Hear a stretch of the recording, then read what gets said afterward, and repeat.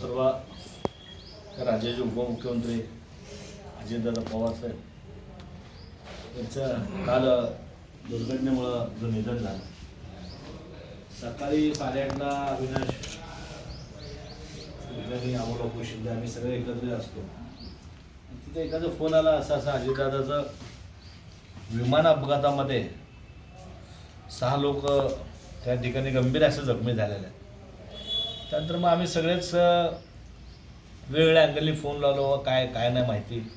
बारामतीला आमचे देवकते नानामुळे त्यांना फोन लावला, त्यांनी सांगितले भाऊ गेलेत म्हणून सांगितले.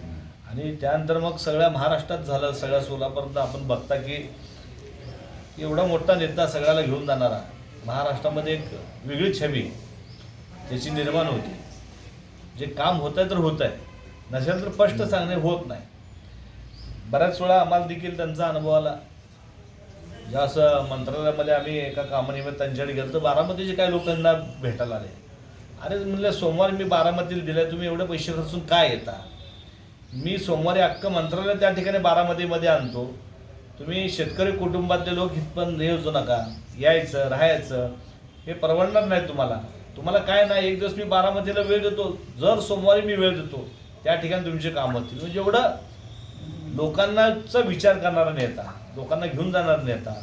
अनेक वेळा काल देखील आता गणेश आम्ही होतो, ताईंनी इतक्या आठवणी त्यांच्या सांगितल्या ताईंनी की ताईंना सहज निधी द्या म्हणलं, 10 कोटीचा निधी त्यांना ताईला दिला. विमान सेवेसाठी 50 कोटीचा निधी दिला.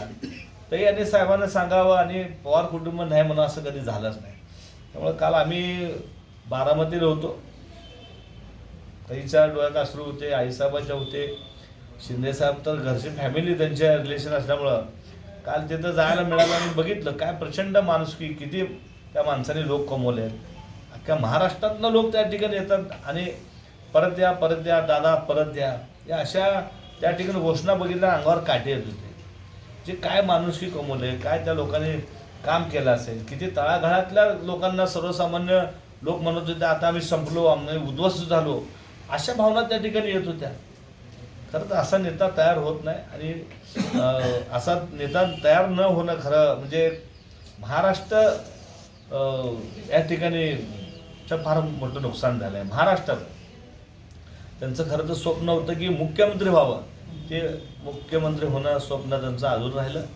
अशा महान नेत्याला आज आपण काँग्रेस पक्षाच्या वतीनं, खासदार प्रणित शिंदे यांच्या वतीनं आपण या ठिकाणी भावपूर्ण संचालन हो, आणि आपण सगळे म्हणून घोषणा देऊ, परत या अजितदादा परत या, अशा भावना व्यक्त करून माझी गोष्ट संपवतो.